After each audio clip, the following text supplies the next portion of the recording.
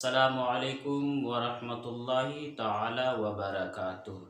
नाज़रीन मोहतरम, आज के इस वीडियो में मैं ये बताऊंगा कि कौन सी रकात में सूरत मिलानी है और कौन सी रकात में सूरत नहीं मिलानी है। तो नाज़रीन मोहतरम, आपसे गुजारिश है कि आप इस वीडियो को शुरू से लेकर के आखिर तक देखें और समझने की कोशिश करें। तो सबसे पहली बात मैं आपको ये बता दूं कि जितने फ़र्ज़ रकात हैं, यानी कि ज़ोहर में 4 रकात फ़र्ज़ है, असर में 4 रकात फ़र्ज़ है, मगरिब में 3 रकात फ़र्ज़ है, इशा में 4 रकात फ़र्ज़ है और 2 रकात फ़जर में फ़र्ज़ है। तो अब इन जितने फ़र्ज़ नमाज़ें हैं आप इनको पहले साइड में रखें। फ़र्ज़ है, वाजिब है और सुन्नत मुअक्किदा है, सुन्नत गैर मुअक्किदा है। तो फ़र्ज़ के बारे में मैं आपसे बाद में बात करूँगा, पहले हम वाजिब पर बात करते हैं। तो वाजिब जैसे कि इशा की नमाज के बाद 2 रकात सुन्नत पढ़ते हैं, उसके बाद 3 रकात वित्र पढ़ते हैं, ये 3 रकात वित्र वाजिब है। तो आप 3 रकात वित्र में आपको तीनों के तीनों रकात में सूरह फातिहा के बाद आपको सूरत मिलाना होगा। पहली रकात में भी आपको सूरह फातिहा के बाद सूरत मिलाना होगा, दूसरी रकात में भी आपको सूरह फातिहा के बाद सूरत मिलाना रहेगा। तो आपने सूरह फातिहा तो आपने वित्र के ताल्लुक़ से, वाजिब के ताल्लुक़ से आपने समझ लिया। अब रही बात सुन्नत मुअक्किदा की या सुन्नत गैर मुअक्किदा की, तो आप सुन्नत मुअक्किदा में चारों के चारों रकात में आपको जो है सूरह फातिहा के बाद सूरत मिलाना होगा।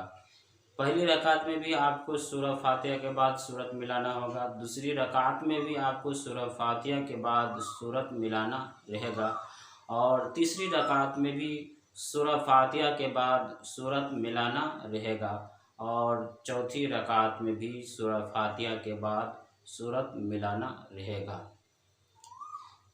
इसी तरह सुन्नत मुअक्किदा में भी आपको चारों के चारों रकात में सूरह फातिहा के बाद सूरत मिलाना रहेगा। इसी तरह अगर आप सुन्नत पढ़ रहे हैं, 2 रकात सुन्नत पढ़ रहे हैं, तो उस दोनों रकात में सूरह फातिहा के बाद आपको सूरत मिलाना रहेगा। और इसी तरह अगर आपने नफ़िल नमाज़ पढ़ रहे हैं तो आपको सूरह फातिहा के बाद दोनों रकात में सूरह फातिहा के बाद सूरत मिलाना रहेगा। तो आपने वाजिब के ताल्लुक़ से और सुन्नत मुअक्किदा के ताल्लुक़ से और सुन्नत गैर मुअक्किदा के ताल्लुक़ से आपने समझ लिया। तो अब मैं चलता हूँ फ़र्ज़ नमाज के बारे में। जैसे कि फ़जर में 2 रकात फ़र्ज़ है, तो आपको दोनों रकात में सूरह फातिहा के बाद सूरत मिलाना रहेगा। और रही बात ज़ोहर में जो 4 रकात है उसमें चारों रकात में सूरह फातिहा के बाद सूरत मिलाएंगे या 2 रकात में सूरह फातिहा के बाद सूरत मिलाएंगे। तो आप ये समझिए कि ज़ोहर में जो 4 रकात है उसकी पहली 2 रकात में सूरह फातिहा के बाद आपको सूरत मिलाना रहेगा और तीसरी और चौथी रकात में आपको सूरह फातिहा के बाद सूरत नहीं मिलाना रहेगा। और असर में भी फ़र्ज़ की 2 रकात, पहली 2 रकात में आपको सूरह फातिहा के बाद कोई सूरत आपको मिलाना रहेगा और तीसरी और चौथी रकात में आपको सूरह फातिहा के बाद सूरत नहीं मिलाना रहेगा। इसी तरह मगरिब में भी फ़र्ज़ की पहली 2 रकात में आपको सूरह फातिहा के बाद आपको कोई सूरत मिलाना होगा। इसी तरह इशा में इशा में 4 रकात फ़र्ज़ में पहली 2 रकात में आपको सूरह फातिहा के बाद आपको सूरत मिलाना रहेगा। तो नाज़रीन मुहतरम, आपने ज़ोहर, असर, मगरिब, इशा और फ़जर के ताल्लुक़ से आपने समझ लिया।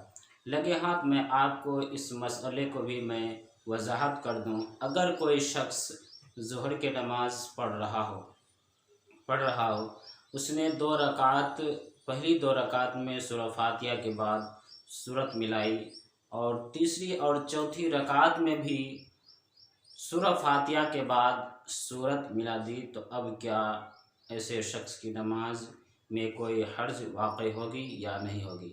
تو اگر کوئی شخص ظہر کی 4 رکعت فرض، جیسے کہ پہلی 2 رکعت میں سورہ فاتحہ کے بعد کوئی سورت ملانا ضروری ہے، تو اس نے 2 رکعت والی نماز میں 2 رکعت میں اس نے سورہ فاتحہ کے بعد سورت ملا لی، اور تیسری اور چوتھی رکعت میں بھی سورہ فاتحہ کے بعد سورت ملا لی، تو اس نماز میں کوئی حرج واقع نہیں ہوگی بلکہ نماز ہو جائے گی۔